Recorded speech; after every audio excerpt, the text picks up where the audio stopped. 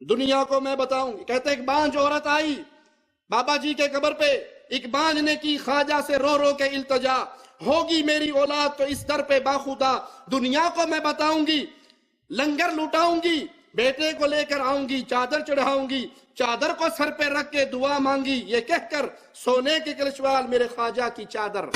ایک بانجھ نے کی خواجہ سے رو رو کے التجا, ہوگی میری اولاد تو اس در پہ باخدا, دنیا کو میں بتاؤں گی, لنگر لٹاؤں گی, بچے کو لے کے آؤں گی, چادر چڑھاؤں گی, چادر چڑھاؤں گی, چادر چڑھاؤں گی, چادر کو سر پہ رکھ کے دعا مانگی, یہ کہہ کر سونے کے کلش والے میرے خواجہ کی چادر. ایک بانجھ عورت آئی بابا کی قبر پہ آ کے روئی پیٹی, اولاد دے دے, اولاد نہیں ہے. جب اولاد ہو جائے گی لنگر بانٹوں گی, جب اولاد ہو جائے گی ناچ ناچ کے لوگوں کو بتاؤں گی یہ خواجہ نے بیٹا دیا, چادر چڑھاؤں گی. اور قرآن خبر دیتا ہے یَهَبُ لِمَن يَشَاءُ إِنَاثًا وَيَهَبُ لِمَن يَشَاءُ الذُّكُورَ أَوْ يُزَوِّجُهُمْ ذُكْرَانًا وَإِنَاثًا وَيَجْعَلُ مَن يَشَاءُ عَقِيمًا. اللہ بیٹے دے, بیٹیاں دے, ملا جلا کر دے, کچھ نہ دے, بانچ کر دے. اللہ کے علاوہ یہ طاقت کسی میں نہیں ہے. ارے تو جو لنگر لٹائے گی تو مشکل کشا تو ہو گئی. اگر لنگر نکلے بابا کی قبر سے, اگر لنگر نکلے بابا کی قبر سے, زمین سے چاول نکل رہے, زمین سے دیسی گھی کے کنستر نکل رہے, زمین سے میلاد پہ ہونے والے اخراجات کے لیے پیسے نکل رہے, بابا تھلو کٹ کٹ کے دے وے, پھر تو سمجھ آتی ہے کہ خواجہ کھلا رہا ہے. بڑے عجیب عقل کے مارے ہوئے اپنی جیب سے جا کر اس دیگ میں ڈالتے ہیں اور پھر کہتے ہیں جی میں سنی عقیدت والا ہوں, تو کیوں مجھ سے جلتا ہے, ایک میں کیا سارا زمانہ خواجہ کے در پہ پلتا ہے, یہاں خواجہ کا سکہ چلتا ہے. سنی عقیدت والا ہوں, اے تو کیوں مجھ سے جلتا ہے, ایک میں کیا سارا زمانہ بھی میرے خواجہ کے در پہ پلتا ہے, یہاں خواجہ کا سکہ چلتا ہے, خواجہ کا سکہ. یہاں تو تیری کمائی لگ رہی ہے, خواجہ کا سکہ نہیں چل رہا. وگرنہ مریدو ایک مہینے کے لیے اہل حدیثوں سے سودا کر لو, ایک مہینے کوئی بندہ بابے کی دیگ میں آ کے نہ ڈالے. اگر بابے نے نیچے سے اس دیگ کو بھرنا شروع کر دیا, ہم کہیں گے تمہارے پلے میں کوئی دلیل تھی. اور اگر وہ نہ بھری گئی اور تمہارے چندے سے وہ دیگ خالی ہو گئی تو مانا یہ وہ تو بیچارہ مر کے مٹی میں چلا گیا, یہ سارا شرک کا دھندا تم چلا رہے. آئیے دیکھیں تاریخ اسلام کو, کیا کسی صحابی نے رسول اللہ صلی اللہ علیہ وسلم کی قبر پہ چادر چڑھائی؟ جائیے تاریخ کو چیک کیجئے اور آنکھ کو پلٹیے. پیارے نبی صلی اللہ علیہ وسلم دفن ہوئے, ابو بکر صدیق نے, فاروق اعظم نے, عثمان غنی نے, حیدر قرار نے, سیدنا علی نے, سیدنا حسن نے, سیدنا امیر معاویہ نے, رضوان اللہ علیہ مجمعین, پیارے نبی صلی اللہ علیہ وسلم کی قبر پہ چادر چڑھائی. دلیل دے دو, ہاتو برہانکم ان کنتم صادقین. بابوں کی قبروں پہ چادر چڑھانے والوں کوئی دلیل ہے تو ہمیں بھی دے دو, اور اگر نہیں ہے تو مان لو اگر محمد کریم صلی اللہ علیہ وسلم کی قبر پہ چادر صحابہ نے نہیں چڑھائی تو یہ دین نہیں ہے, یہ اغیار کا دین ہے جس کو تم نے اسلام کا چولا پہنانے کی کوشش کی ہے. صحیح مسلم میں سیدہ عائشہ رضی اللہ تعالی عنہا کی روایت موجود ہے, سنیے.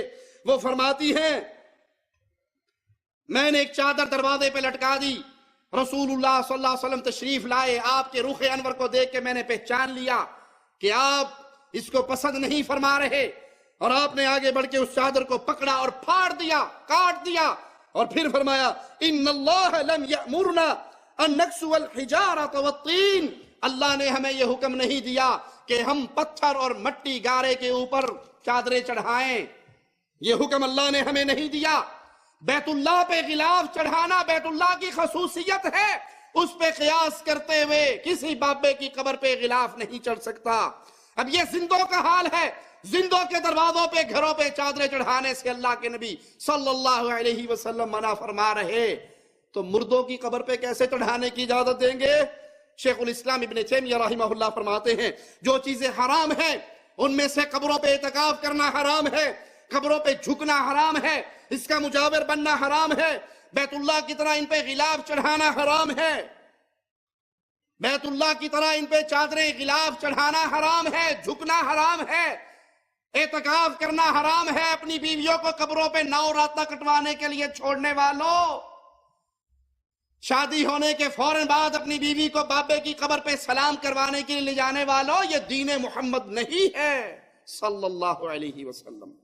علامہ امیر محمد بن اسماعیل الصنعانی رحمہ اللہ فرماتے ہیں بے شک یہ قبے، یہ مزارات جو شرک کا بہت بڑا ذریعہ ہے اور اسلام کو مٹانے کا بہت بڑا ہتھیار ہے، ان کو آباد کرنے والے حکمران، امراء، وزراء، وہ اپنے پیاروں کے، مشہور اولیاء کے یا عزیز و اقارب کی قبریں بناتے اور اس پہ یہ بلڈنگیں کھڑی کرتے اور پھر وہاں پہ جا کے ان کے لیے دعائیں کرتے، لیکن جب وہ گزر جاتے پھر اس کے بعد آنے والے وہاں آ کر ان کی عبادت شروع کر دیتے اور وہاں یہ عقیدہ رکھتے کہ یہ نفع اور نقصان کے مالک ہیں، فلاں کو بیٹا دے دیا تھا، فلاں اندھے کو ٹھیک کر دیا تھا، فلاں بابے کی قبر کا نمک چٹایا تو گنگا بیٹا طوطے کی طرح تر تر بولنا شروع ہو گیا تھا، وہ پیر طوطے شاہ بن گیا تھا۔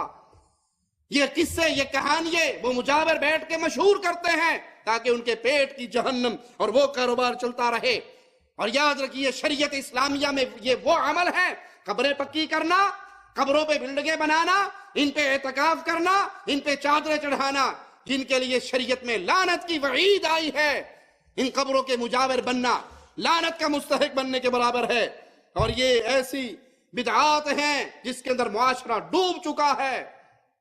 اب تو ترقی ہو گئی ہے، ایک بابے کی قبر کو ہمیں دیکھنے کا اتفاق ہوا، چادر تو چادر رہ گئی، پرانے دور میں چادریں چڑھتی ہوں گی، اب تو کلے بھی چڑھتے ہیں۔ کلہ سمجھتے ہو، دلہے کے سر پہ جو رکھا جاتا ہے۔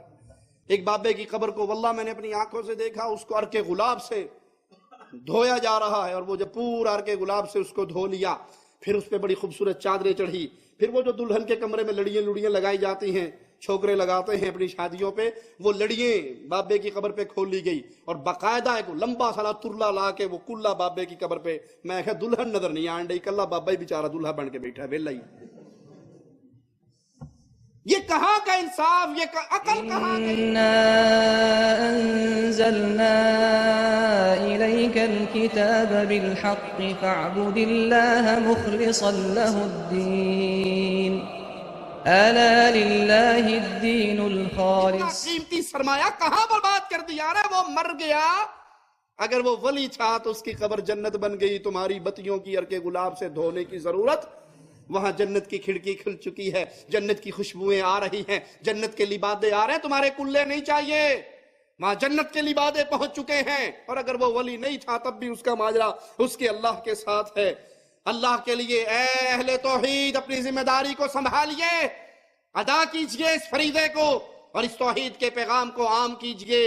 یہ آپ کے کندھوں پہ امانت ہے، اگر کسی کی جیب میں مال ہے یہ مال امانت ہے، کسی کی زبان میں طاقت ہے یہ زبان امانت ہے، کسی کی قلم میں تحریر میں قوت ہے یہ تحریر، یہ صلاحیت امانت ہے۔ جس کو اللہ نے جو صلاحیت دی وہ صلاحیت اس کے پاس امانت ہے، اور قیامت کے دن امانتوں کے بارے میں پوچھا جائے گا تم نے دین اسلام کے لیے اپنی صلاحیتوں کو کہاں اور کیسے خرچ کیا۔ اللہ سے دعا ہے اللہ ہمیں لا الہ الا اللہ کے پیغام کو عام کرنے والا بنائے، اس دعوت کو پھیلانے والا بنائے، اس لا الہ الا اللہ کی تحریک کو اپنی جان سے، اپنے مال سے، اپنے خون سے، اپنی قلم سے، اپنی زبان سے، اپنی ہر طرح کی دی ہوئی اللہ کی صلاحیت کو استعمال کر کے لوگوں کو ایمان کی طرف لانے والا بنائے۔ اقول قولی ھذا واستغفر اللہ لی ولکم ولسائر المسلمین فاستغفروہ انہ هو الغفور الرحیم۔